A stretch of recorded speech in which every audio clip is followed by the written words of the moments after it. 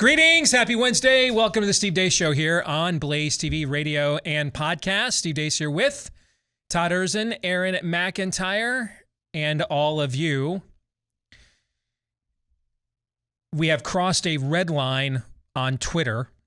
So I have survived over the last couple of years banishments and censorship because I have never gone outside any line of speculation. I have simply just used all of their data from all of their sources. I mean, I have no means of gathering data independently. I just looked at their own trial data. I looked at their own efficacy data. I looked at their own health department, government data, and everything that I have presented to you for the last 27 months that was contrary or counter to the demonic narrative that you were being sold all came from the demonic sources itself. I just took their data and just shared it with you. And that has caused me to survive not being censored, being banned, when so many of the others that were doing the same exact thing did not escape the long eye of Sauron over there at Twitter's nameless and faceless fact-checking team. That ended, though, this morning. I am in an 8-hour Twitter jail session, and it is for literally sharing a peer-reviewed study published in an academic journal that shows they are making you less fertile by jabbing you. The motility of male sperm, and they did this by surveying sperm donors. The motility of their sperm was diminished for up to 5 months after one standard dose of a COVID vaccine, which means they're not accounting for the boosters, which, not coincidentally, about how often do they want you to get those boosters on a reoccurring basis, guys? About every 5 or 6 months, huh? These were sperm donors, you said? Yes. So like 80-year-old men. Nice. Or people with a history of, this type of defect. Correct. Correct. Yes. Therefore, we could make some assumptions that if a standard dose reduces the motility of your sperm for up to 5 months, what does getting repeated boosters do that they want you to get every, not coincidentally, 5 or 6 months? So by quoting this and citing this story, and at first I thought, that was the mistake I made, because I shared it on Twitter with the hashtag depopulation. And I thought, you know what? They got me. I colored outside the lines. It's my own fault. You know what I'm saying? Like, it's self-inflicted. I made the mistake. Okay? And so when I initially got the charge this morning, and asked me if I was willing to appeal it, I'm like, I'm not gonna. Yeah, it's my own mistake. All right, I went there. I drew a dramatic conclusion, and so this one's on me. I got sloppy. All right, I saw that the approval yesterday for Elon buying Twitter, and I thought it was mid-October and he already owned it, and I could just now flat out tell you the truth there, and so I thought it was on me until I found out this morning that friend of the program, Dr. Andrew Bostom, Ivy League epidemiologist from Brown University, was permanently banned by Twitter today for sharing the exact same study. And then I realized it wasn't hashtag depopulation at all. It's the study itself. And that, folks, that's a red line. We're going to talk about red lines today. The Republican Party crossed one last night, and now Twitter has crossed one this morning, where you are now censored for sharing their studies, their data, whether you draw conclusions from them or not, just reporting the studies and the data. And why this one? Why the one about reducing fertility? Why? When you throw a rock into a pack of dogs, the one that yelps is the one you hit. Speaking of that, if I may, remember early on in COVID how adorable it was? A lot of information coming in a lot of different sources. What was one of the prominent comebacks against people like us who are trying to get out of it? It's not peer-reviewed, guys. Yes. Yeah. Okay. Yeah, so now you cite not their so much. Yeah. Yes. Yeah. Before it was, hey, I've treated over 400 patients with ivermectin. Yes. Here are their patient files. I have followed the trajectory of their treatments. Got to be peer reviewed. No, it's got to be peer reviewed. I mean, I treated 400 patients and none of them have sued me yet. Is that there's a peer review for you? I gave 400 patients a drug and none of them have sued me yet. Got to be peer reviewed. Now the peer reviewed study, if it touches on the fourth rail of what's probably really going on here, that now in and of itself is cause for the censorship, Aaron. Point of our order. It is Pride Month, so we have to take this into account as well. Do you think this study was legitimately flawed because it didn't study the sperm motility of women? Because women can have sperm and produce sperm Indeed. as well. And next week I will cite a study about male bleeders and that men can have a uterus as well. So that is a red line. And it probably is no coincidence that it comes shortly after their board approved the sale of Twitter. Apparently, the brats over there are going to decide to just rack up as many scalps between now and October when Elon takes over as they possibly can. I've used this analogy before, like the tenant who is going to trash the place once the eviction notice comes in and they're on their way out and they think they're making some kind of a statement, and they are. They're just making a statement that they're trash. That's really the only statement they're making, is that they're just trashy people. So there's that. Also, a big announcement to start off the show today from our friends over at Built Bar. I tried the new mud pie puff yesterday, and folks, you won't believe it you won't believe what I'm about to say. Todd, you won't. You want peer reviewed? You're about to give us peer reviewed. Guys, and better than cookie dough? Is this where we're going? Dude. I mean, dude. And you guys know, man, I rep cookie dough in all things, in all facets of life. I rep the cookie dough. I believe it is a food group, or at least it should be. All right. And the cookie dough flavor of Built Bar is off the chain. And maybe it's been too long since I've had one, although it's really only been like a week and a half. But the new mud pie Built Bar puff is incredible. We've got a buy, sell, hold submission about this coming up later. Do we? Yeah. Okay. I mean, I was just, as much as I love the brownie batter one, this was transcendent. At the very least, we have a new number 2. Move over coconut brownie chunk. At the very least, we have a new number 2. And I may have to preside over a playoff here for the foreseeable future between the mud pie puff and the chocolate chip cookie dough chunk, because it's that good. Now, all of their flavors are good, but this one is wow. And it's available for a limited time. Go get it right now at built.com. BUILT for Built Bar at built.com. Use the promo code DACE to save 15% off your order when you go to built.com. You won't believe how good they taste. You won't believe how few calories. Like I kind of know the whole Built Bar talking points thing by now. After I took my first bite of this yesterday, even I turned around and read the label and said, okay, how many calories are really in this thing? It cannot be this good. It was that good, and it was 150 calories. You won't believe it. All right, when you go to built.com, promo code DACE for 15% off. All right, coming up on the show today, buy, sell, or hold coming your way. The weekly prophet of woe and lamentation, Daniel Horowitz, will join us, but let us lead off, as we always do, with Aaron's rundown of what happened while we were away. What happened while we were away, brought to you by With Friends Like These, Roy Blunt of Missouri, Richard Burr of North Carolina, Shelley Capito of West Virginia, Bill Cassidy of Louisiana, Susan Collins of Maine, John Cornyn of Texas, Joni Ernst of Iowa, Lindsey Graham of South Carolina, Mitch McConnell of Kentucky, Lisa Murkowski of Alaska, Rob Portman of Ohio, Mitt Romney of Utah, Tom Tillis of North Carolina, and Todd Young of Indiana were the Republican senators who last night voted to advance a bill that would, among other things, incentivize individual states to create red flag laws so the government can take your guns away if you think a boy is a boy and a girl is a girl.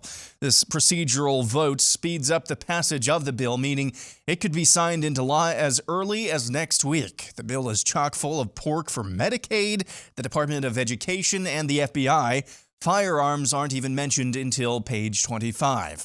According to Huffington Post reporter Igor Bobich, Texas Senator John Cornyn, the mastermind behind this latest GOP sellout, was overheard telling California Senator Alex Padilla, quote, "First guns, now it's immigration." In completely unrelated news, according to KSAT TV in San Antonio, the husband of Eva Morales, one of the teachers who was murdered in the Uvalde mass school shooting, called her husband as she was bleeding out. When her husband, Ruben Ruiz, who was also a police officer, showed up to the scene to try to save her, he was detained, his gun was taken away, and was escorted from the scene.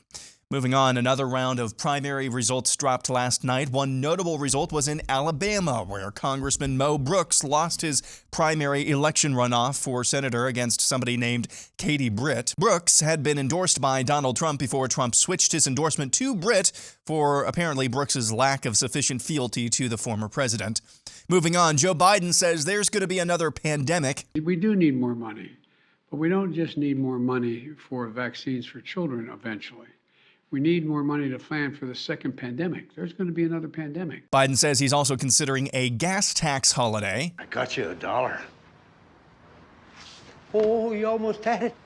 You got to be quicker than that. Whoops, wrong clip. I think it's really, really cool, so I'll go like 125. I mean, that's the best I could do. Whoops, wrong clip again. How soon can we expect a decision? Well, I hope I have a decision based on that I'm looking for by the end of the week. Here's a quick little nugget from interactive polls on Twitter. The Real Clear Politics approval rating for Donald Trump at this time during his first term was at 42%. At the midterms, Republicans lost 40 House seats. At this time for Obama, his RCP average was 48%. Democrats lost 63 House seats in that midterm.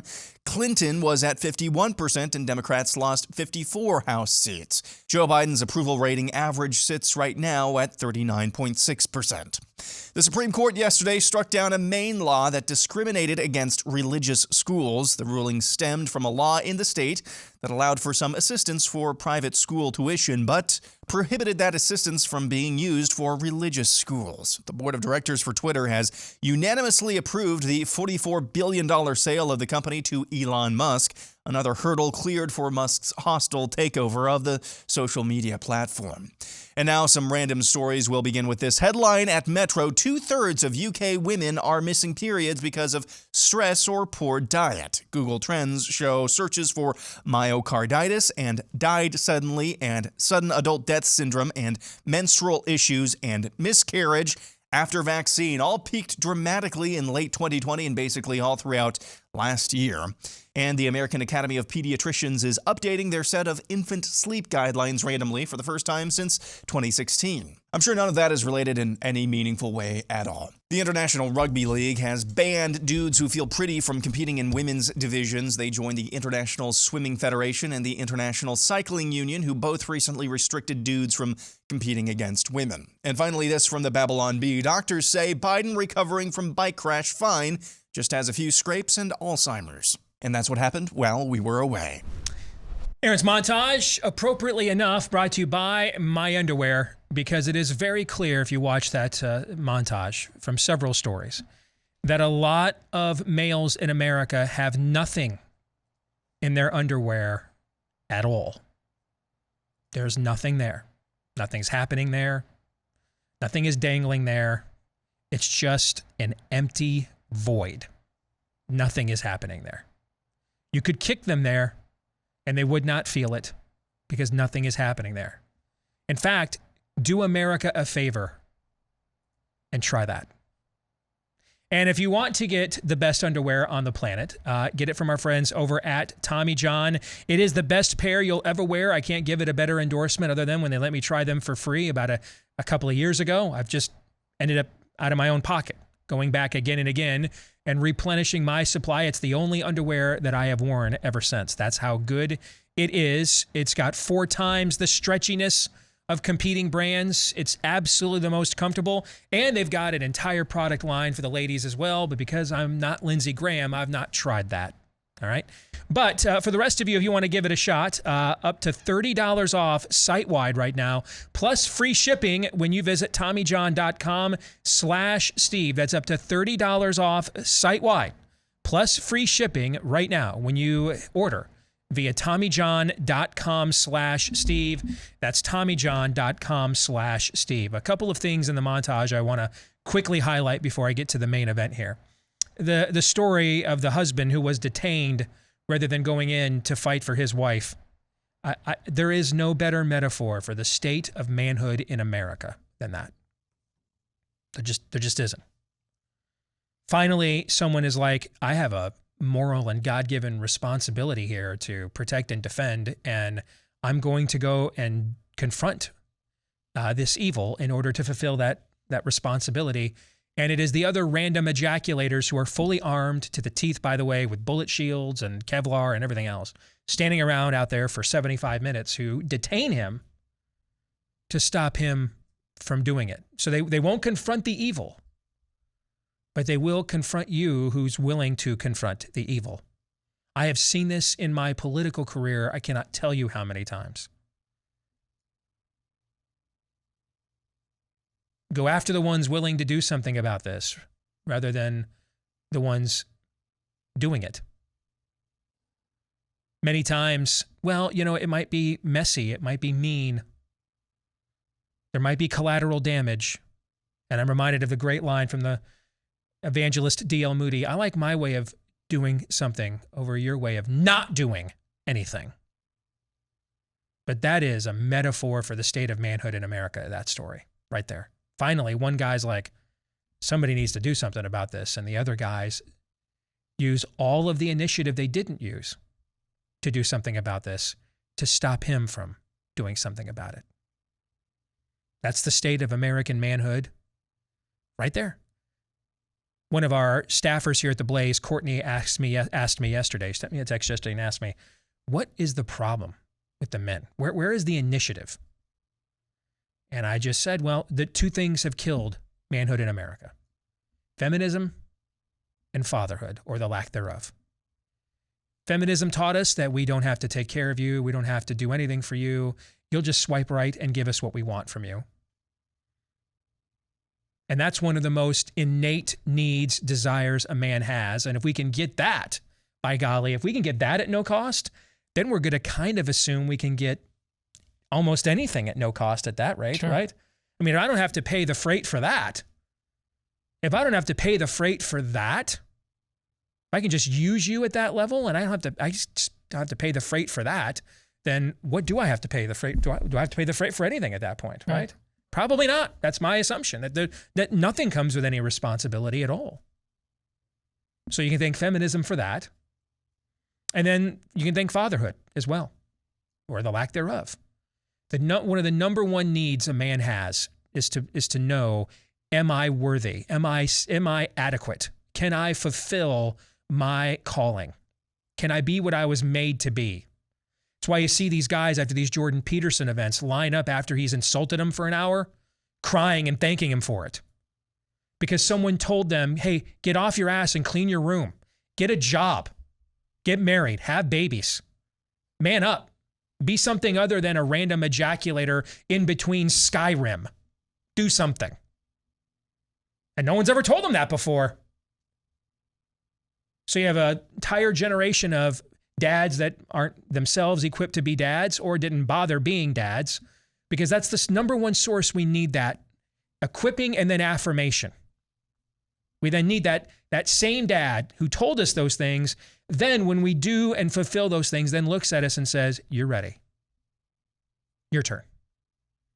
And you have a lot of men now that have that heart wound, that soul wound, that was never instilled in them. And so they can't rise above their own worldview. They cannot act. It's not just that they will not, in some cases, they cannot. The computing it's not downloaded into the operating system, right? It's like asking me to like soccer.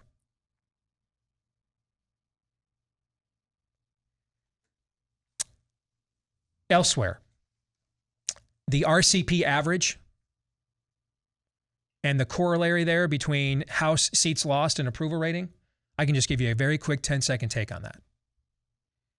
All right, maybe 20 seconds. If you're a Democrat in anything other than a plus 20 district, line up your post-election loss lobbying gig now. before all the spots are filled, because you are going down, and hard. And not in a Pride Month euphemistic way of that statement, like in the way we used to mean it, like defeated, bloodied, embarrassed, taking an L. That's what we mean. You're going down hard. That's what those numbers mean. I saw yesterday, elsewhere in that clip that Aaron played, Biden talked about threatening corporations and the wealthy with higher taxes. And I'm like, okay. I see some of my colleagues in the last 24 hours rushing to go after the misnomers that he said about the wealthy not paying their fair share and everything, which is, they're right when they say that, but why? Again, do you know what time it is? We got these things called exit polling. You ever looked at them at all? You ever see who voted this filth in? The uber wealthy and the well-off and corporations. Who is shoving pride degeneracy down your throat?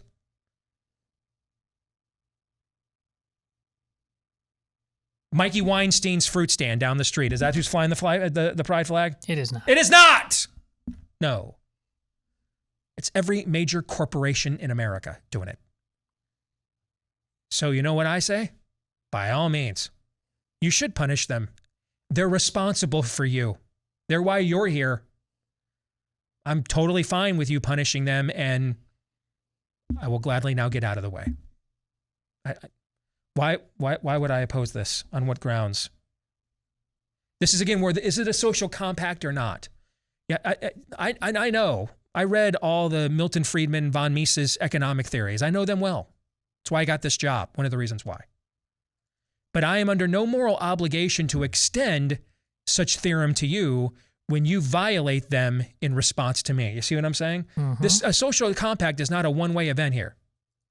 So if you're going to use the free market economics and the liability protections and the deregulations people like me provide people like you to then turn around and shove this degeneracy down our throat and vote for filth like this to take public office, then you know what I say?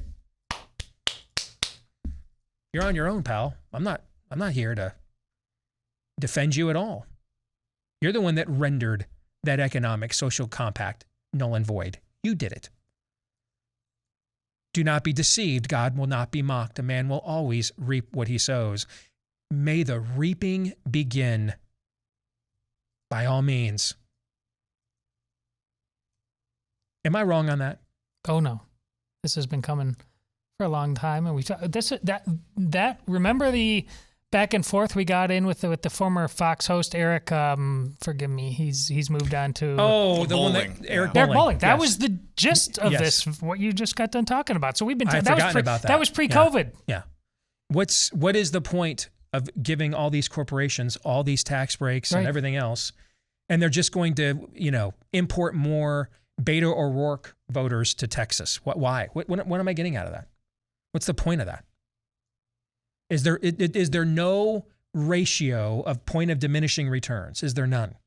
Well, in Texas, they're finding out. We talk about, can you mess with Texas? Well, Texas is messing with Texas right now in the form of John Cornyn. I mean, it's a kind of a domestic version of an Iran deal where we're just going to basically keep funding our enemies because we think we engage in this magical thinking that at the end of the day, we really, really, really, really, really need them for some unknown reason. It is kind of the domestic political version of that. Which is a great segue to the second red line we need to talk about. This is the second red line. There has been one issue. In fact, when I wrote my book, Truth Bombs, in 2018, and for those of you that weren't around this show at this time, my contract was up, wasn't sure what kind of my future was in this business, wasn't sure, frankly, I wanted to stay in it. I had done tryouts with, a national sports talk radio network, and I wasn't sure that there was a future for me, or I wanted to follow it, even if there were. And just in case this was my eject, I wanted to write one last book that kind of summarized my decade of full-time political activism and the lessons I had learned, along those lines, so that, people would not follow in my footsteps wrongly and make the same mistakes that I made and fell for the same canards that we all did. And so I wrote a book along those lines called Truth Bombs in 2018. And one of the chapters in that book talks about how and why the only issue the GOP has not betrayed us on and never would was the Second Amendment. And why that was. Because you had a legitimate group that was to the right of the mainstream group. So the NRA is the recognized mainstream group. But then you have a legit group, not a fringe group. Gun Owners of America is not a fringe group. Larry Pratt is very well respected in that community. They have done great work. Mike Hammond over there is one of the people who trained people like me in political activism when he was with Right to Work and came to our state. And they are enough of a competitor to the right of the NRA that if the NRA wanted to go full-blown establishment, they just couldn't do it because they'd get, bled out by people flocking to GOA instead. And that dynamic of GOA being big enough to hold their feet to the fire while the NRA is kind of the public mainstream face is the main reason that I deduced that the Republican Party could not afford to ever betray us on this and had not betrayed us on this for a couple of decades. And that dynamic doesn't exist. That dynamic doesn't exist on the pro-life side. We tried to start it. We couldn't make it happen. It exists on no other issue where there is a GOA equivalent to the mainstream group. It exists on no other issue, and that's why they got away with betraying us on every other issue, right? Well, that red line has now been crossed, and it's been crossed in an election year. Now, what will happen to those who did it? Several of them are retiring. To the rest that are not, based on recent history, I don't believe anything will happen. I think we have taught them for 3 decades now, they can do anything they want to us.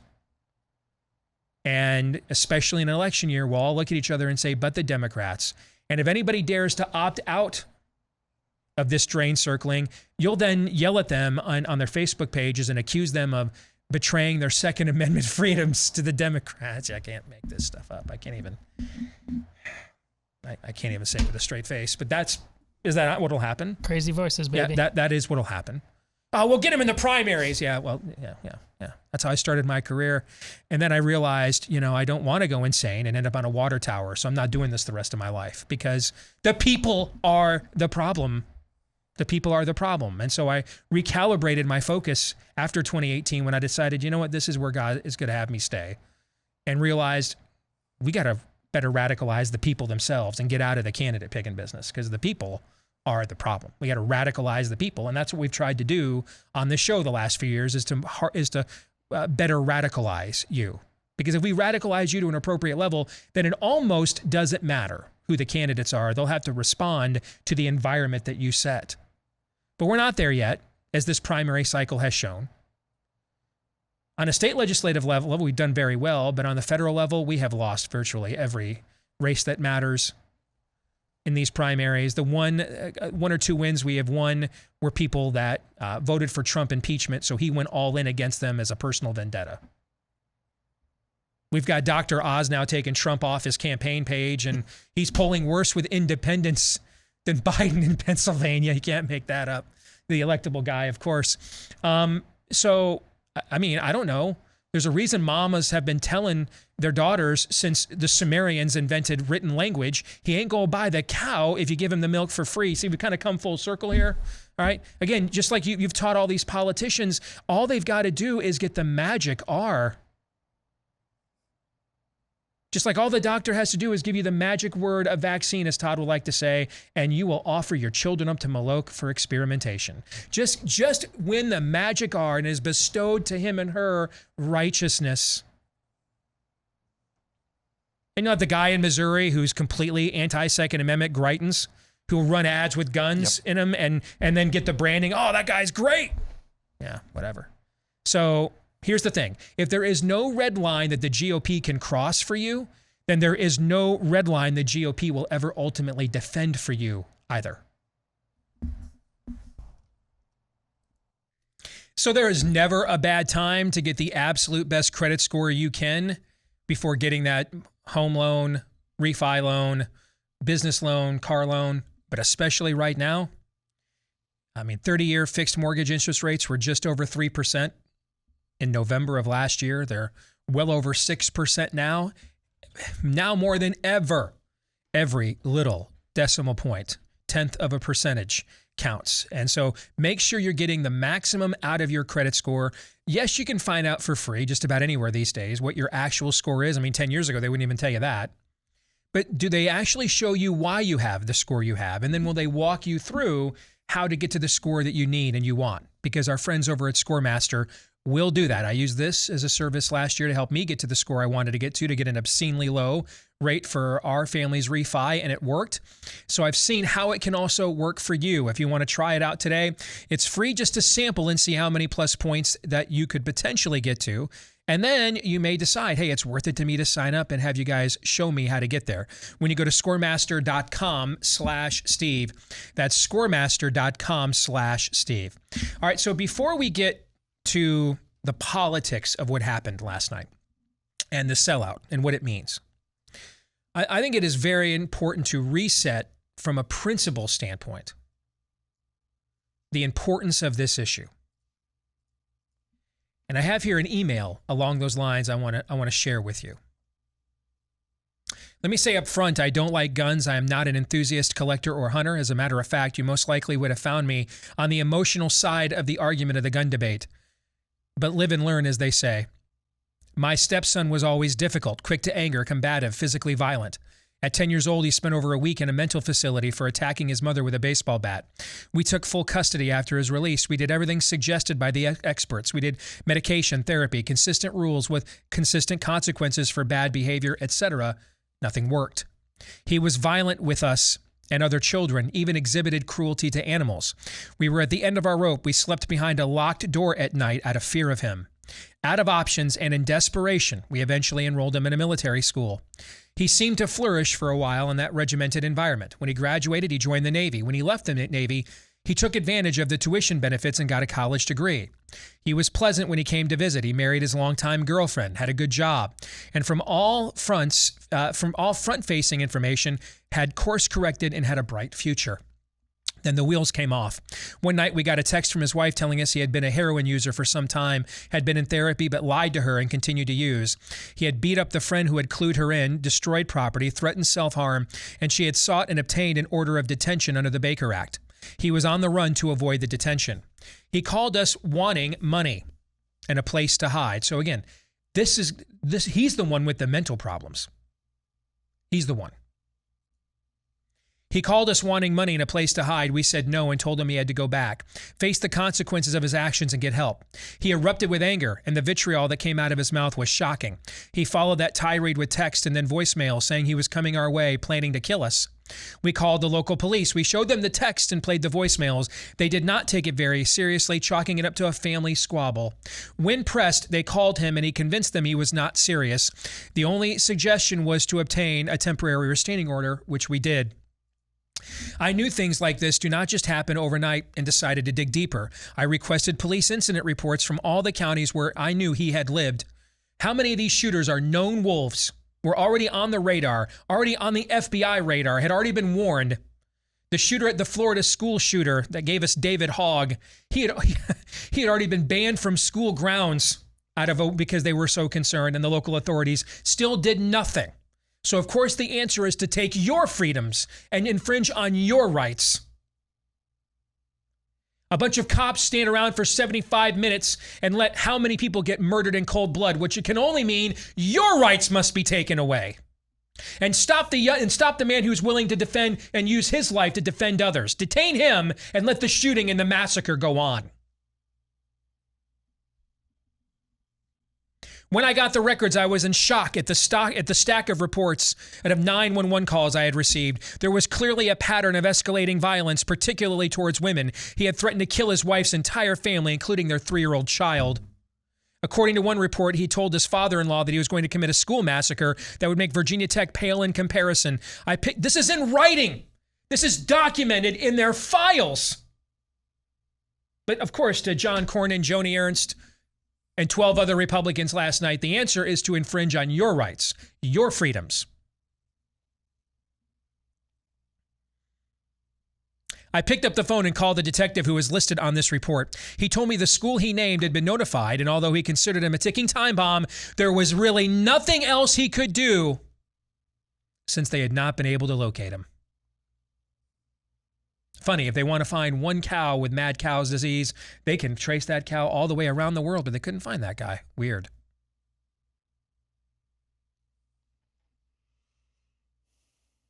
If you wanted to get a job last year without being jabbed, oh boy, they could find you, couldn't they? I was not satisfied with that response. I reached out to the FBI via their online reporting system. Yeah, like what they were just talking about last night. I got absolutely nowhere. I did not give up. I decided to gather up everything I had and walk myself into our local FBI office for a one-on-one conversation. There's a statute that makes harassing or threatening across state lines something that would be in the purview of the FBI. I thought surely with everything I had, including the actual incident reports and the 911 calls documented, the threat against a school, that I would convince them to pay attention to this individual. I was wrong. I sat in an office with a young agent and made my case. I suppose I have at least give him credit for being brutally honest. He said, yes, there was such a statute, but without proof he was actually not in a state, or unless, or isn't that their job to prove, or unless I was rich or famous or a public figure, the FBI, I was told, would not get involved. Saw that at the Orlando nightclub. We've seen that at how many school shootings. As far as the threat against the school, since I had already reported it, it must have been deemed to be not credible. I was practically in tears. How could it be that I could not get anyone to take this seriously? I asked him what the hell was I supposed to do. What he told me next changed the way I view the Second Amendment. He said, look, the truth is law enforcement rarely prevents violence. We mainly bat cleanup after something bad has happened. It's not that we don't want to help, but the truth is that if someone is there to harm you, odds are we are not going to get to you in time. Or we're going to stand outside for 75 minutes and do nothing. I probably shouldn't say this, he told me, but in my personal opinion, every responsible citizen should own a firearm for protection. Keyword being responsible. Learn how to use it, how to secure it, practice at the range, and take responsibility for your personal protection. Marcia writes, I bought that firearm the very next day. As I listen to the latest jabbering from the left and some on the right, I now know from personal experience how wrong they are. Our system is so broken it doesn't even work to see something, say something. Our country has leaned so far to the left that we give pass after pass after pass to the soul sick among us. We are ignoring societal rot on such a scale it should no longer shock anyone that we are reaping the seeds that we have sown for decades and have been miracle growed and lovingly tended to by these leftists in earnest, particularly in the last few years. It is not the gun, it is all the legislation in the world that will not change a thing. Until we are willing to address the God-sized holes in the hearts of this nation, nothing is going to change. By the way, my stepson is now a convicted felon. He's had multiple arrests. The one that made him a felon was bashing in the head of a 65-year-old man that he got into an argument with. He got probation. As for me, every time there is a mass casualty incident in the state, I hold my breath expecting to hear his name, and I sleep with my gun nearby.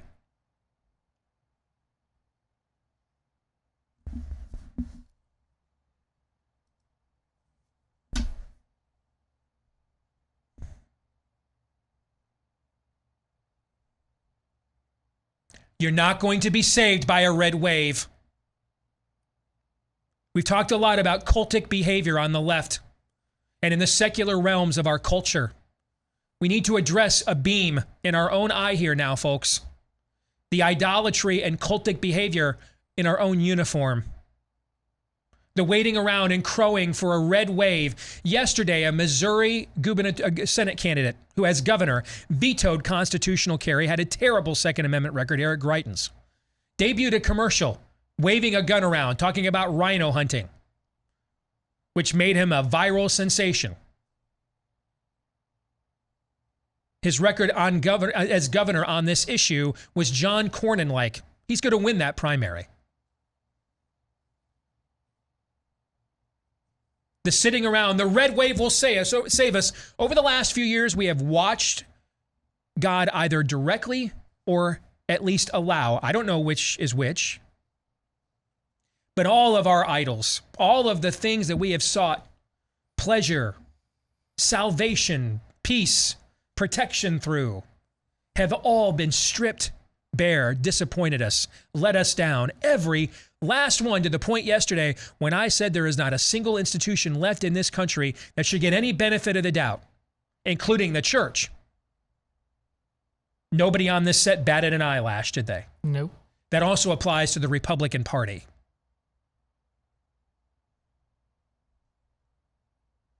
The cavalry isn't coming unless it's coming for you. The cavalry might come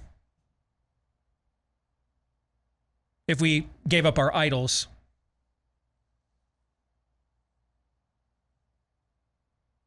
The red wave isn't going to save you. We are not going to elect dozens of Ron DeSantis's this fall. At least not for federal office.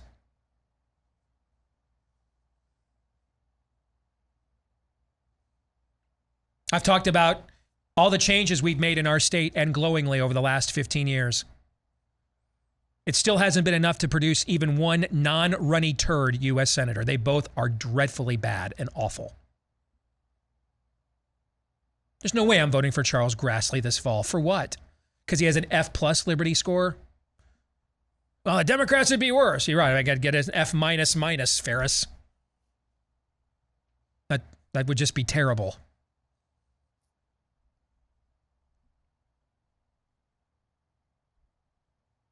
Well, we look at the judges. Okay. You know why they're going to overturn Roe? Because finally you radicalized appropriately enough on a state level and forced the issue.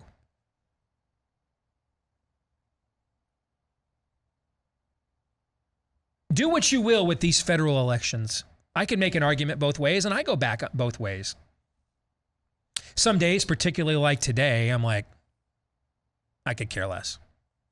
Other days, I'm like, why not try to get as much positivity out of it as I possibly can? If you're not like wrestling at that level, consider that you might be the very idolater you're condemning on the other side. That's just your team and your quarterback. Like if you're not truly like, I don't know, similar to like if you call yourself a Christian and like it hasn't cost you anything, like nothing, a relationship, a friendship, a promotion, a false accusation against your character. It hasn't, I mean, you worship a Lord they falsely accused and executed. So you should probably, that kind of comes with the assumption that this can be, when he tells you to pick up your cross, is that easy? No. Is that a picnic? Is that a trip to the beach? It is not. So that would assume some kind of cost is associated with this transaction. Yes. Right? Yeah. If you're not paying any of that or never have, maybe you're not a Christian. No matter how many Bible verses you know. Particularly in the era in which we live, there's no place insulated. I mean, Alabama gave us a college football coach for a senator in Tommy Tuberville who last week voted to send his daughters to war. That's Alabama, guys. The football coach, the last bastion. Football, the last bastion of masculine meritocracy. And the football coach from down there, new senator, voted to have your daughters go out and get dismembered and raped to death in place of the men. So given the state of this culture, if it's costing you nothing to believe what you claim to believe, I promise you it's very likely you don't really believe it. Similarly, if you're not like really like, man, some days I'm just so tempted to just tell them, F them all. If that like never happens at all, congratulations, you're an idolater. You just have a different idol. You're bowing to Moloch, but you just have a different idol. You're still hoping that Lindsey Graham gets to the bottom of it. You're tuned in tonight with your Pall Malls, and you'll be cussing at the screen while Hannity promises to finally hold Hillary accountable for her emails. And you'll be voting for Eric Greitens in the Missouri Senate primary because he waved a gun in an ad, totally forgetting about what his actual record on guns were when he was the governor. So there's that. The people here are the problem. And some of those people are us, folks. Some of them are us. The real battle, though, is at the state and local level. That's where the real battle is at. Now, thankfully, we have made up some ground there. over the next 10 years, the state legislatures, they're the farm teams where the next round of congressmen and senators will come from. And they will come from a more radicalized lot than we've probably ever had before at the state legislative level across the country. The only question is, it's going to take them several years to work their way up through the minors to get to the major leagues. How much of a league will be left when it's their turn?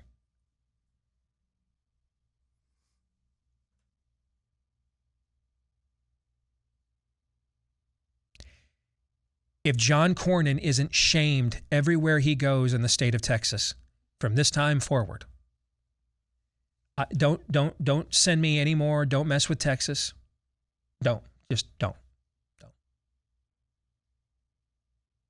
Take off your hat. You're all hat, no cattle. Just take it off. In fact, go ahead and just roll over and play dead with the cows, with the cattle on the side of your roads. Just do that.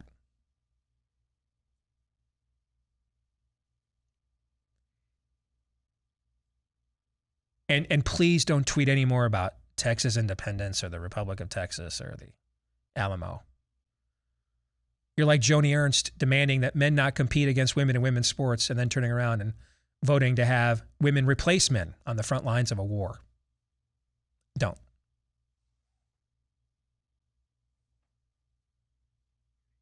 Because that level of shame and confrontation is what it will take for the sellout to not be worse the next time. Aaron's right. I read the bill. It's not even until page 25 that they address guns. Most of it's pork. Most of it's very vapid, thin gruel language that can be interpreted in a million different ways, which is the problem, actually. The question is, are we going to continue to be the problem here?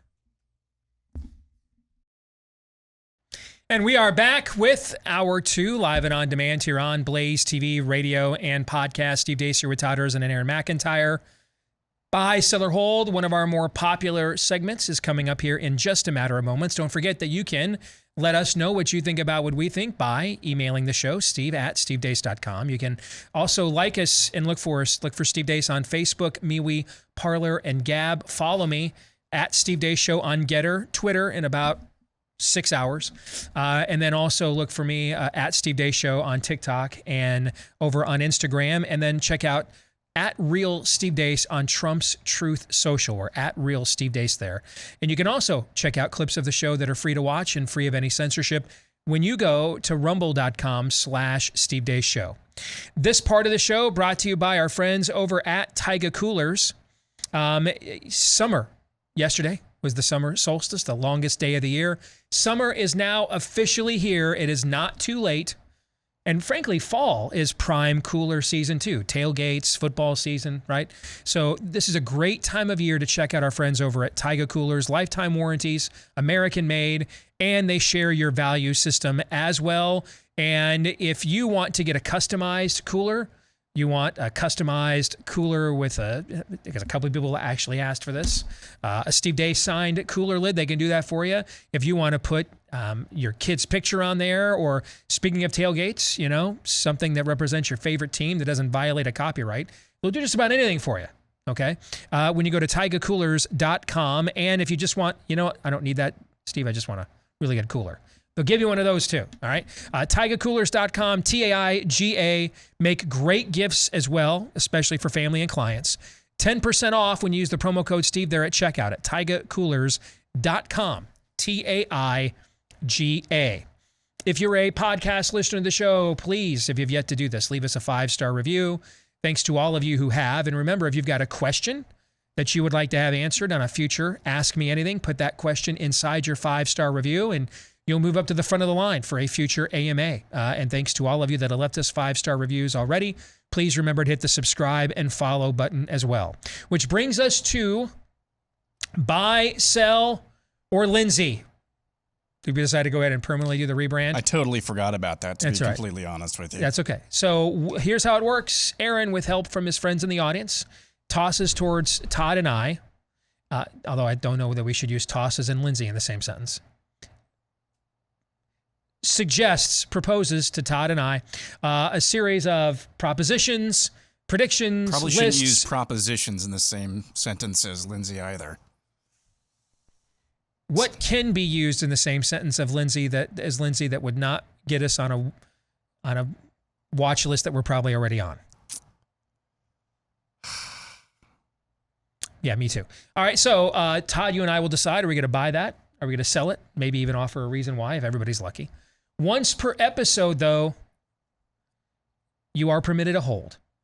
But if you use it for any reason other than, Aaron, how did you put that on the air? It's so bad. Then you have punked out and you will have to hold Lindsay. Todd, you ready? Yep. Let's go. All right, we'll begin with Auburn Tiger 89, who says DeSantis speaking lately on illegal immigration, the Strategic Petroleum Reserve, and the presidential election in Colombia indicate he's prepping to run for president in 2024. Sell. I'll let you answer first. Go ahead. Only because there's nothing unique about this. It's not a pivot in any way. He's been prepping to run for president pretty much since he's been governor. I mean, that's what's great about him. He's prepping to run for president just by doing the damn job he was elected to right there, starting first and foremost with being a good man, husband, father, and letting it all come down from there. So my point is, he's going to do the same thing here as he's just been doing everywhere else. There's nothing particularly unique about this. I don't see any kind of signal here. He's just being a dude. Okay. I mean, I'll buy that. I mean, but I could also, every one of those issues, guys, he's the governor of the third most populous state in the union. Nobody's asking the governor of Connecticut about these things. I mean, obviously what's going on in Central America that would destabilize them politically would have some bearing on what happens in one of our southernmost states, right? Mm-hmm. Okay. So, I mean, I can easily make the case that all of these things are relevant to his constituents in the state of Florida. Yeah. And their well-being, whether or not we were having a presidential election or not. But hey, I like the way you're thinking. You're trying to connect dots. That's always good. So that's good. Next up, Rodney Bowe says the Republicans who voted for the infringement of gun rights just made it easier for Trump to run and win. Gives Mr. T the perception that he can rescue Republicans from themselves. I'll buy that. There is some psychological reality because Steve just got done saying about the people are the problem. And yeah, the people can be manipulated that easy. Correct. And I mean, a few of you had mentioned to me yesterday and sent me the clip, remember, after the Vegas shooter when they were going to go after the bump stocks, which a lot of us didn't even know what they were. And then Trump held that cabinet meeting on guns, and he's literally on camera saying, well, first take away the guns, then we'll deal with the due process. Talking again about this exact premise. This is a weakness for DeSantis if he has one. He inherited a state that has red flag laws on the books. He has spoken, and I've verified it, he has spoken positively about them in the past. This will certainly come up. And I'm just going to warn him and his team, this is the difficulty in beating Donald Trump. You can't out-gaslight him. You can't out-shame him. It is virtually impossible to hold him accountable to anything because, and this is why he's so good up against our media, because they are completely shameless gaslighters as well. And, I mean, he'll go beneath them. He'll stoop below them, and they don't know what to do when, they're used to shanking people in the side, and he brought 4 shanks. You know what I'm saying? I brought 4 shanks. I'm gonna shank you quadruple in the side, Hell, I'll accuse my own, campaign spokeswoman, Katrina Pearson, of,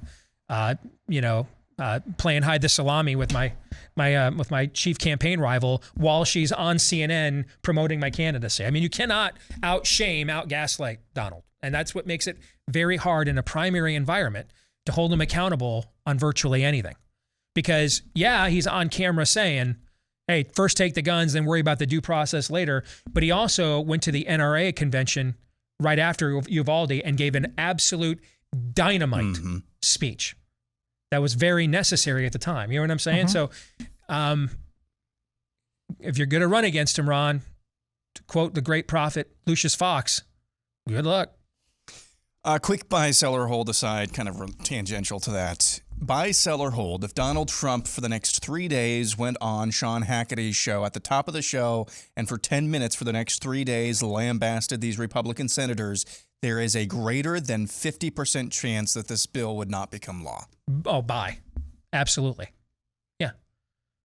I mean, Donald Trump can decide who the House Speaker is. See, this is what I'm glad you asked this way. I would like Donald Trump to fully use all the capital and influence he has. I'm not offended at the capital and influence Trump has. He won. He earned it. He won. To the victors go the spoils. I am offended that it is often unused.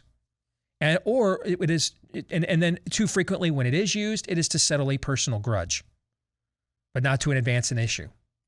Or to ball wash Johnson and Johnston. Yes. He could decide right now Kevin McCarthy won't be House Speaker. The problem will be he'll just elevate Elise Stefanik because she's doing a better job ball washing him now than Kevin McCarthy is. You see, that's my issue. Yeah. I don't have a problem at all with any of the influence he has, and he earned that. I like winners. He won. I've got all the scars on my backside of getting my ass kicked by him to prove it. Okay. And it hurts me even doubly because I was literally like one of the very first people he came to about running for president. I could have gotten in on the ground floor of this, chose not to, and then got my ass kicked by him. All right. So trust me. Okay. I've got plenty of wounds to lick. He earned it. He inflicted all those wounds. He won. Okay. I want him to now use what he won. Use what he won. Why in the world did Lindsey Graham feel like he had an audience with Trump all those times down there at Mar-a-Lago the last couple of years? Why? All the answers to that question are bad. He could just roll these people, like roll them. I'm ecstatic about him talking bad about Mitch McConnell. I'd be even more ecstatic if he did something bad to Mitch McConnell. Like we're talking politically, of course, right? You see my point? Mm-hmm. So he earned all that capital. I'm not offended by it at all. Even the 50% of times that he frustrates me greatly, there's 50% of the time that I really, really like what he does and says, which is 99% more than we've gotten from virtually any Republican at a national level in my lifetime since Ronald Reagan left. So I would just like to see that capital go used.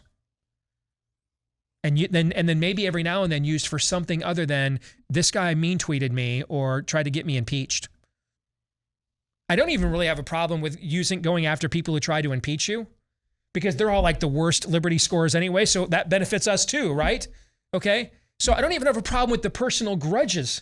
I just can we get something in addition to the personal grudges? Because almost every time Trump has a personal grudge against somebody, I can't stand them too, just for different reasons. All right. That predate even Trump's emergence. So even his personal grudges often benefit us. You know what I'm saying? Mm-hmm. Can we though get something other than personal grudges? Can it just be, that guy's just not America first. So he's got to go. Let's try that. Todd, your reaction to my buy-sell. He just says, okay. That's it. Understood. Moving on. Let's go. Brandon says less than 10% of the money printed and gifted to Ukraine will be used for the actual purpose it was intended. The rest will be washed and funneled back to our politicians. Oh, bye. I'll buy. Oh, yeah. Bye. I don't even know what the purpose it was. Yes. Spirit of that is dead on. Yeah. Next, Captain Hasbeen says, greatest Americans not on Mount Rushmore. I think this is a bold one. It might be too bold. Ben Franklin, MLK Jr., John Brown, and Sam Houston. Huh. It's kind of an eclectic mix. It is kind of an eclectic mix. Say yeah to Ben Franklin. I would say yes to Ben Franklin. I'm okay with that. I mean, I can come up with a rationale for everybody on his list. I'm not comfortable with John Brown on that list. I'm becoming more comfortable with him on that list. But I can understand why he would be on that list. Do I think I could come up with a better list if given more time? Probably, but yeah. I'm not like instantly offended by your list either. I'll sell. I don't think it's self-evident. I'm very interested, but I don't think it's self-evident, and I think that it should be closer to that for me so I will sell. Okay. I mean, is there a place for a Henry Ford or a Thomas Edison? on such an ancillary I list think like that, or an Alexander Graham Bell. You're talking about why this is exactly why I'm selling. All right. Well, maybe I'll sell now then too. Okay. I talked myself into selling. All right. I'm going to combine these next two into one that'll kind of amalgamize after I read both of these. Zelensky's 40 billion says the Uvalde shooting was a way to stop the argument that a good guy with a gun will stop a bad guy with a gun. Tara Ritchie says the Uvalde shooting, where and how does a kid like that acquire that kind of weaponry and ammo? And police in action defies any kind of logic.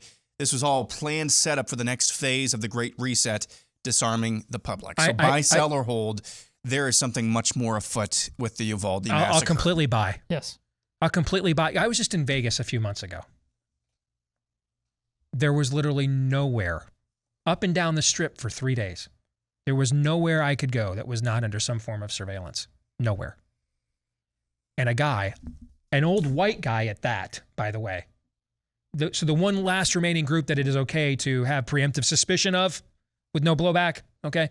An old white guy went up the elevator at a hotel or up the stairs, either one, in a hotel right there on the Vegas Strip, pre-COVID. Turned that into a sniper's nest, and no one critically stopped him to say, hey, what are you doing here? I mean, we had cleaning people walk into our hotel room if we weren't out of there by 9:30 the next morning. No one walked into his. Nobody. It defies logic for anybody that's ever been to Las Vegas. It's the most surveilled city in America, except for maybe DC. So you bet you should be suspicious of all of this. Absolutely. I'll buy. Yeah, I was just, it's slightly different, but I was just talking with Steve off air. It's not even crazy voices in my head. It's actually Occam's razor when you talk about how I am not only a law enforcement officer, but the husband of a woman who is called SOS and is bleeding out, and they stop him. It's almost as if the child sacrifice was the point, and it was part of some sadistic ritual that had to be carried out. I don't feel remotely crazy for saying it out loud, because that makes more sense. Yes. This is slightly different, which is why I kept it separate. Alexander Rogers says the majority of mass shootings in America are carried out with either prior knowledge of or under instruction from the FBI, CIA, or other federal agency. You can believe this, or you can believe everybody's just this simultaneously incompetent. Both of them have every bit as an opportunity to be true. The problem with going with the latter is we have the last 27 months. Somebody on my Facebook page today said, what is you guys' problem with this? You guys are against, every responsible gun owner I know wants mental health and blah, blah, blah, blah, blah. And I wrote back to this person, hi, I'm so gullible that after the last 27 months of psyops, human experimentation, and weaponizing public health, I still think there's such a thing as responsible government infringement on my rights. I don't know. You even Steve Deace, bro? Yeah, I don't know how you can possibly continue after what you witnessed the last 27 months and are still witnessing. We're the only country in the world poisoning our kids with these jabs. Moderna wants to give your toddlers and infants a dose of mRNA spike protein that is something like 4 to 5 times what the translation is from BMI for an adult to an injection, given the size of their bodies and the stage of their development. We're the only country in the world doing this. There are a lot of countries in the world, guys, including a lot of left-wing countries. You can't give Moderna to people under the age of 30. Did you know that? Still.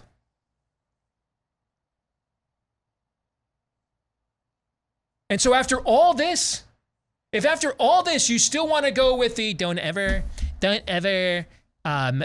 insert some sinister motives when incompetence will explain things. Those are the kinds of things we write when we're trying to protect our status on Facebook as a monetization tool. It's the kind of thing you write when you're still under Occam's razor instead of Aaron's razor. Yes, those are the kinds of things you write when apparently you slept through the last 27 months. If the last 27 months will not start you from a premise of, I'm going to start with the most sinister motivations just to be on the safe side and work my way back from there, then you are literally a Weimar Republic German. Welcome to 1937. It'll never happen here.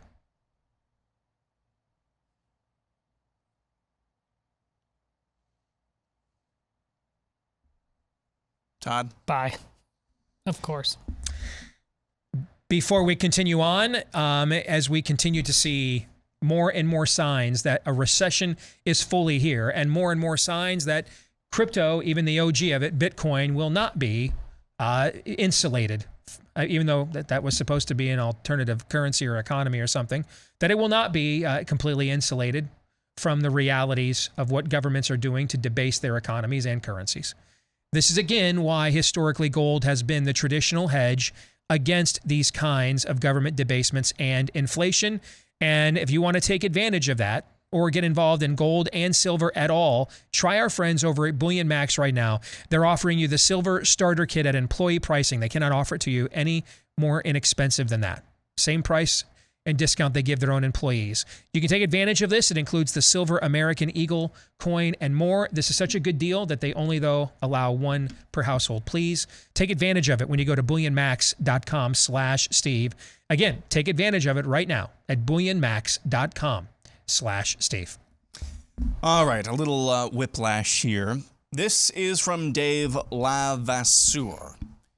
Top 10 most overrated bands in history. Except I'm not going to make this. This is kind of a theme. I'm altering the terms of the deal. Is this list a dude code violation? Buy, sell, or hold? Top 10 most overrated bands in history. You mean the list as a whole? The list as a whole. Is this a dude code violation? Okay. Metallica, Grateful Dead, Tom Petty and the Heartbreakers, Rush, the Eagles, Pink Floyd, Nirvana, U2, Kiss, the Beatles. Dave Levasseur says that those are the top 10 most overrated bands in history. Is this list a dude code violation? That's the worst list that we've ever had on this show. That's the worst list with the worst premise, and it's the worst of all time. And I can't think of a close second. Rolling Stones lists are better. But to the question, that's it. It's for what you just said. It's not a dude code violation. It's a complete dude code violation. No, it's not. Yeah, it is. No, is it a dude code violation when you're purposefully trying to provoke? Because I feel like that's what this is. Yes. Yeah. That's a dude code violation. With no righteous intent. Provoking for the sake of provoking. This guy is every bit as much the music snob as you claim to be back in the day. He's just, I bet he would. It doesn't mean he's not wrong, but I think it's the worst list we've ever had on the show. Rolling Stone has the Rolling Stone list that Aaron used to do make this look like the Stone tablets. And you, frankly, what you just listed is one of the most insanely idiotic things I have ever heard. At no point in your listing did you even resemble anything closer to a coherent thought. All of us are now dumber for having heard it. And may God have mercy on your soul. Let's go through it. Let's go through it one by one. Metallica, overrated? No, I think they're just rated. I don't think they're overrated. Grateful Dead. I think overrated. I think so. They literally, listen, I'm not a huge fan. They've literally sold more concert tickets than any band in American history. But that's exactly why you could call them overrated. They're overrated because people like them a lot. So your metric is how many people like them for rated. If you're high, it can be. If you're high, they're just rated. Okay. If you're high, Grateful Dead is just rated. If you're like actually sober, they're overrated. That'd be my argument. Yeah, I think they're overrated. I think that's. Tom Petty and the Heartbreakers. I don't think he's overrated. I think that's just rated. Yeah. Rush might be underrated, actually. I would argue the last two are probably underrated to some degree. The Eagles, I think, just rated. They sold more albums than any act in the 1970s. Pink Floyd, just rated. I mean, that they're a consensus top 10 greatest band of all time. Yeah, I'm fine with them just being rated. Number 4, Nirvana. I think They literally I don't ushered know. in an entirely different genre of music. I think they are definitely overrated because of the Kurt Cobain suicide factor. I mean, I'm not saying they're bad. But again, I think it's possible to say that they are overrated, and there are bands in their genre that are overall better. U2, rated. Yeah, I think They're the most rated. popular, successful act since the Beatles. Kiss is definitely overrated. I don't know about Kiss. I don't have an opinion. And the Beatles are underrated. They literally created popular music. I don't think it's possible that's to Elvis. No. They created some. They created Everything you have hear ever heard ever right since now. Sgt. Pepper I don't has been think it's some possible form to of a overrate derivative of them Yeah. or Led Zeppelin. Everything you've heard. List And I is a think dude that's code kind violation. of hagiography that could be you All in could say favor, that say it's aye. overrated. This so- list is awful, dreadful, Aye. and an insult to my intelligence. and this guy is I'm saying sure the same Dave is thing swell. about you right now because that- this is a subjective exercise. That's another thing. What's the dude code point of subjective exercises? To fight, To what iron, end? iron sharpens iron. No, sharpen your iron. Now I'm sounding like Todd. We've switched places here. Sharpen your iron on objective truth and causes, not on subjective stuff. Why fight about who was better, Roger Staubach or Terry Bradshaw? Why fight about that? But see, you didn't come. You didn't. All sports radio does. every Whoops. day. I never did that sports radio, and you know that. I did that for 10 years. Never did that crap. But that's But you all didn't it bring. You does didn't do. bring your reasons for thinking these bands were overrated or underrated with subjective. You actually gave some facts there, so it wasn't all that's subjective. true for sure. Moving on. Josiah Norton says the Antichrist himself could be some form of AI, artificial intelligence. Oh man, I'm gonna sell, I feel but like this AI is some- sure, It depends. sure Are we- as hell is creepy. Do I think it could be a derivative of a spirit of Antichrist, but a literal Antichrist I will sell.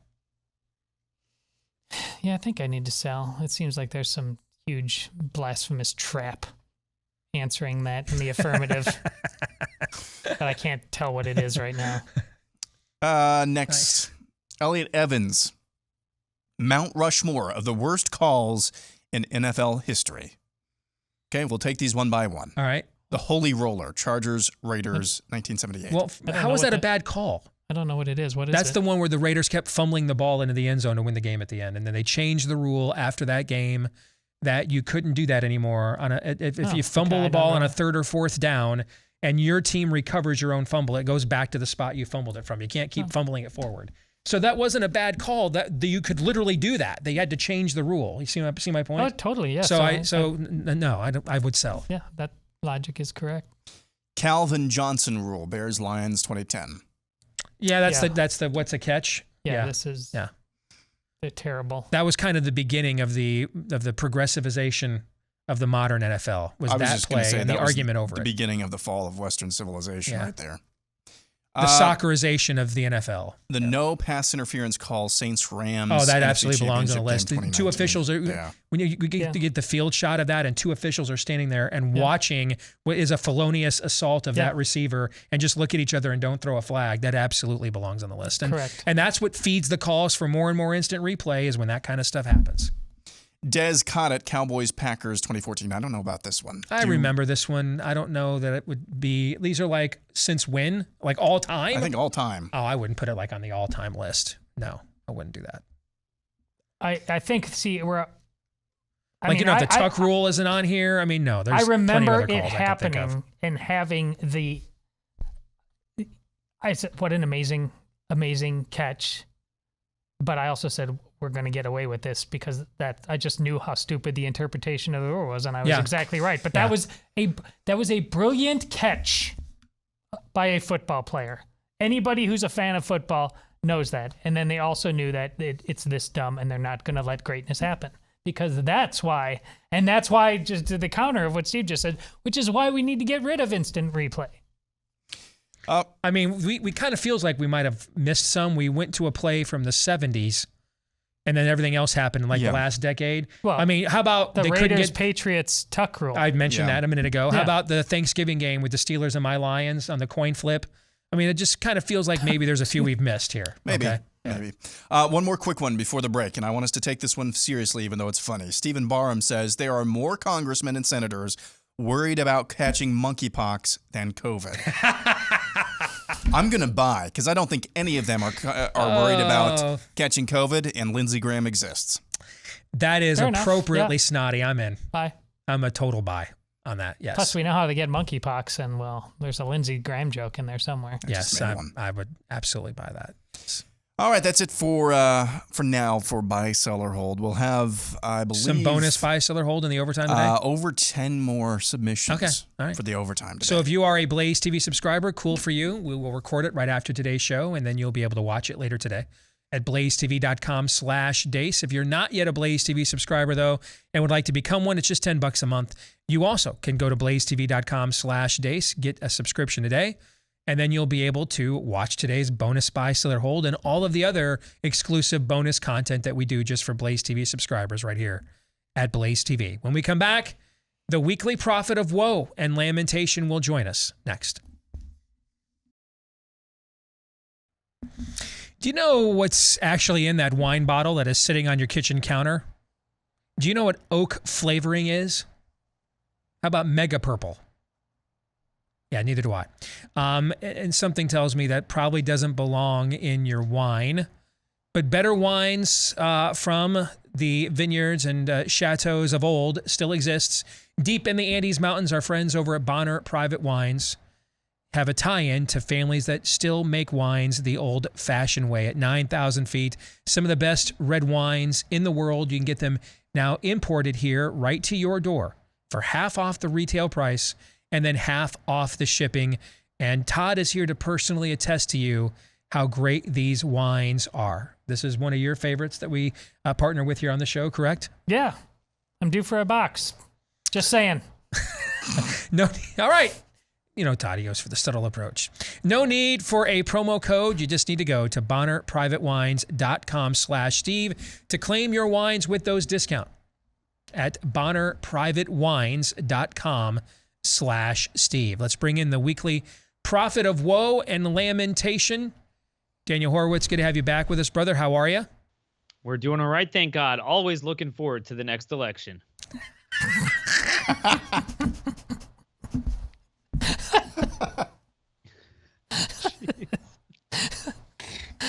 Go team!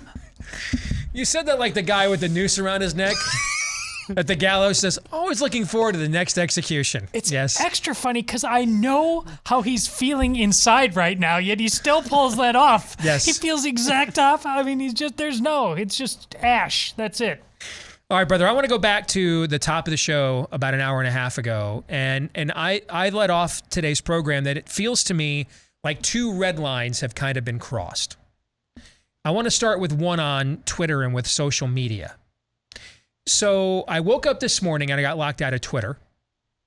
And I got locked out of Twitter for sharing that academic peer-reviewed study that showed amongst sperm donors that their motility of their sperm, their fertility level, decreased for up to 5 months after a standard COVID vaccine injection. And of course, this doesn't even get to the question of boosters, which, by the way, they want you to take, not coincidentally, every 5 to 6 months, right? And so I shared that study with the hashtag depopulation, and I woke up to an 8-hour Twitter jail sentence. And I actually just originally accepted it because I viewed it as my mistake. I've kept very tight messaging on this. I've stayed strictly to just using their own data, but I did go outside the box when I put hashtag depopulation. I gave them a free shot at me, basically. So I kind of just took it as my mistake and was just going to let it go. And then I get word, though, after that, about an hour later, that our friend Andrew Boston had also been permanently banned from Twitter for sharing the exact same study and just quoting and citing from it. And then that's when I realized, oh, it's not the fact that I went full Robert Malone and put hashtag depopulation. It's the study itself. And so to me, that's the first red line I want to discuss. is we've gotten away with challenging this the last couple of years by strictly using their own data and their own processes and their own methodologies against them. But it seems like a signal has been sent now that that won't be tolerated if it indeed goes to maybe what the true motivation for all of this has been from the very beginning. What are your thoughts? So Steve, I've had a little different experience because we've already been fact-checked when I simply cite a study, okay, with just straight up what it said. You are not allowed to cite the Danish mask study just with their conclusion. You weren't allowed to do that. This has been going on for actually the entire time. I do think that this one is a little bit more potent. No pun intended. You know you're over the truth. Mm-hmm. You know you're over the target based on how ferocious their response is. And I think this is the 800-pound gorilla in the room. Look, I'd never even wanted to believe this until fairly recently. But when you start looking around, the guys that seem to have the power over this stuff, and especially the biomedical, they say it openly that they want to depopulate. And several have said that vaccines is a tool for that, which the way you traditionally understand a vaccine, how does that make sense? And if you look broadly, everything they're doing jives with that. What do you think transgenderism is? I mean, when you look at these Pew or Gallup polls that show, went from 0% identifying as the alphabet soup to among Generation Z, 5%, 6%, that's a heck of a lot of people you're messing up and you're taking them off the reproduction line. Okay, everything seems to get back to that. And I think that is the 800-pound gorilla in the room. I think biomedical fascism is the biggest issue of our time, but I think even that's a reflection of the broader transhumanism. So that study is huge. I mean, it is like, there's no way around it. It's straight up. And even this notion that it comes back after 5 months, that's actually not true. If you look carefully, others have gone through it. There's no evidence of that. And then we know the menstrual cycles with women. We know the lipid nanoparticles depositing in the ovaries. We know all these sudden stillbirths and spontaneous abortions in many countries. What the heck is going on, Steve? I mean, this alone is the biggest issue, that study. And yet the same day they unleashed this upon babies for a variant that's expired, for a shot that's negatively effective, and for a cohort of people who were never at risk. And yet, so far we have the Florida governor and the Tennessee House speaking out against it. We're the only country in the world, by the way, injecting babies and toddlers with this. And I even reminded our audience, because I think people have forgotten, there are still plenty of countries in this world that you can't give the Moderna vaccine to people under the age of 30 there. This idea that this has just been unchecked and free-flowing everywhere in the world. India got into it with Pfizer recently, demanding, hey, we want to know what's actually in these shots. And they were like, not so much. So, I mean, us and Israel are about the only two countries that just completely have rubber stamped our people for being, modules for Moderna and Pfizer experimentation.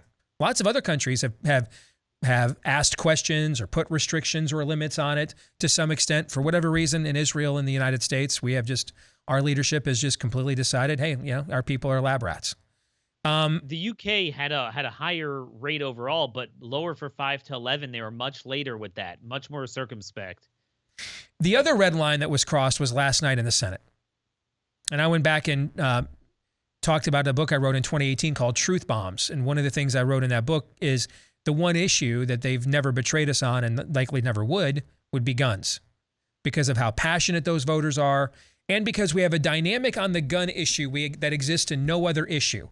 Where there was no gun owners of America to check national right to life, for example. There was no meaningful, even further right group that would hold the mainstream group from just completely going full-time swamp. We had that here with Gun Owners of America and the NRA. They were big enough that if the NRA went full swamp, they would bleed the NRA of members. And so they couldn't afford to go full swamp, right? And that dynamic was very healthy, healthy competition, and that basically help to correctly channel the activism on the issue within our base. That red line was crossed last night and in an election year.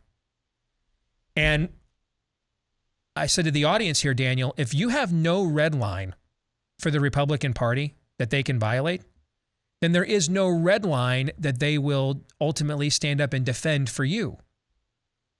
So what are your thoughts about what transpired last night? I don't know if you had a chance to review the bill. I did this morning. They don't get to guns till page 25.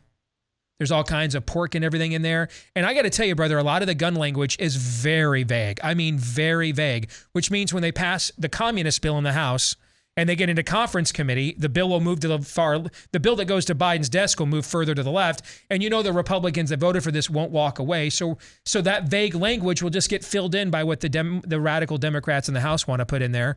So the red line that was crossed last night on the one issue that they had never betrayed us on for decades. What do you think it means? So I'm not sure how much you got into this, but the New Yorker piece on Ron DeSantis, very, very good article, actually. They quote... You mean the attempted hit piece that ended up turning out to be an homage, basically? Exactly. Yeah. Exactly. And it was very, very educational. One of the points made there, they quote on the record, former chief of staff to Governor Bob Martinez, is a rhino, Republican there. They had lots of different names. They were the John Birchers. They were movement conservatives. They were religious right. And we did what every other Republican candidate did. We exploited them. We got them to the polls. We talked about abortion. We promised and we did nothing. They could grumble, but their choices were limited. And the reason why even that red line was crossed is because John Cornyn, and remember, he's just reflective of every other one except for 3, 4, 5 of them. You know, just it's not 14 out of the 50. It's most of them would have wanted to vote for it too, but they just didn't need them. They believe exactly that. And I don't blame them. If you look at their landscape, think about this perverse, paradoxical dynamic. The more perfidy the Republican Party commits, the more the Democrats successfully, together with the Republicans, because they're the same thing, implement their agenda, the more damage they induce on society, the more desperate our people are for what? Get rid of the Democrats. Mm-hmm. So they actually, it's as Elijah said to Ahab, have you killed and have you inherited? They actually inherit from their kill. That's the thing. And they know that our people are maniacally told by all of our colleagues in the industry, and you know this, you better vote for the Republican no matter what, no matter how, in every general election. The minute you tell them that, you're done. And they know that. They know you have nowhere to go, and you're not going to do anything different. And I love it how some of our colleagues are like, we need to primary them. Yeah, you're kind of like 15 years late, buddy. At this juncture, John Cornyn, he was just in cycle. He was just renominated 2 years ago with 76% of the GOP vote. And there's nothing new about this. He was always like that. Mm-hmm. He's been pushing amnesty from the state of Texas for 15 years. We've been trying to battle him on that. He's always been that way. They're all like that. Okay, I mean, the House Republicans look like the founding fathers compared to the Senate Republicans. And nothing ever happens to them. They won every single primary. In fact, they did better this year than in a typical year. A lot of it thanks to Trump. But they won everything. Put yourself in Mitch McConnell and John Cornyn's shoes. Why should you care? And again, it's not because they're scared of Uvalde. If anything, the narrative now is about the police. It's not about guns, right? The polling for the Democrats is horrible. They won a Hispanic district right over from that Democrat district right after Uvalde. It's not because they're tepid, they're scared of the media, they don't know how to acquit themselves properly, pale pastels. They agree with Democrat policies. Yes. More than the Democrats do. I talked with someone last night. Criminal justice reform. Remember that. Democrats, it's just a tool of getting their BLM army out on the streets. Open borders is a tool for votes. Republicans genuinely, you have certain Republicans, they believe it's their Christian belief to bring in endless Muslim refugees, open borders, let criminals out of prison. Like Democrats, they're in the pocket of Pfizer. Like they're having a good time. Republicans have a religious belief in vaccines, no matter what, no matter how. I found that. Republicans believe in the words that Democrats espouse more than the Democrats believe in it. They just hate their base, dude. Republicans hate their base. And the only party, you've heard me say this for years, brother, the only party that hates us more than the Democrats are the Republicans, because it's personal with the Republicans. They would be, it's what Cornyn said last night, immigration is next. They would be raping and pillaging and plundering our way of life even more profitably if it weren't for us, if they didn't even have to even pretend to be on our side. And that's where that's where it's personal. It's Cornyn saying after he gets booted at the convention last weekend, I don't bow to mobs. My own base is a mob. My constituents are a mob. They hate your guts, and they'll know they'll get away with it. All right? They know they'll get away with it. They don't even have to take you to dinner. They will just call you at 3 a.m., man, hey, man, I can't sleep. Coming up here and service me. And maybe you'll get a jelly bean afterwards. They just know it. And they've been trained accordingly. So it's frankly a miracle they haven't done even more of this along those lines. Good to see you again, my friend. Thank you. Take care. Daniel, brought to you by realestateagentsitrust.com. Man, in these unprecedented times. Bing. I mean, when you're living in a mortgage market that is so uncertain right now, a real estate market that is so uncertain right now, it has never been more important to go in with an agent with a fully vetted and verified track record of success that you can trust than it is right now. Where would you find that person? Well, the name kind of says it all. Head to this website, realestateagentsitrust.com. Again, the name says it all, realestateagentsitrust.com. And you go there today. They'll provide you with the basic info you need for just about anywhere you want to move to or get away from to connect you with a real estate agent that you can trust at realestateagentsitrust.com. All right, thoughts on the conversation that Daniel and I just had, or anything about today's show?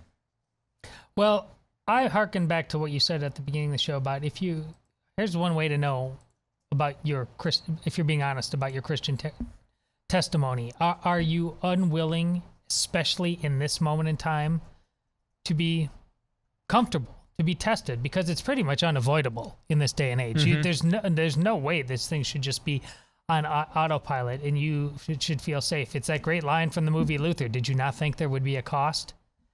And that speaks to where a lot of Christians' relationship with the Republican Party. It has become this disgusting security blanket that has basically turned into their faith. And that's why they just don't know how to do anything. I mean, they've been turned into a sad Pavlov's dog experiment. And is that what our faith is meant to reduce us to? Well, a faith that isn't true will always reduce you ultimately to exactly that. So it looks that's where many of us are.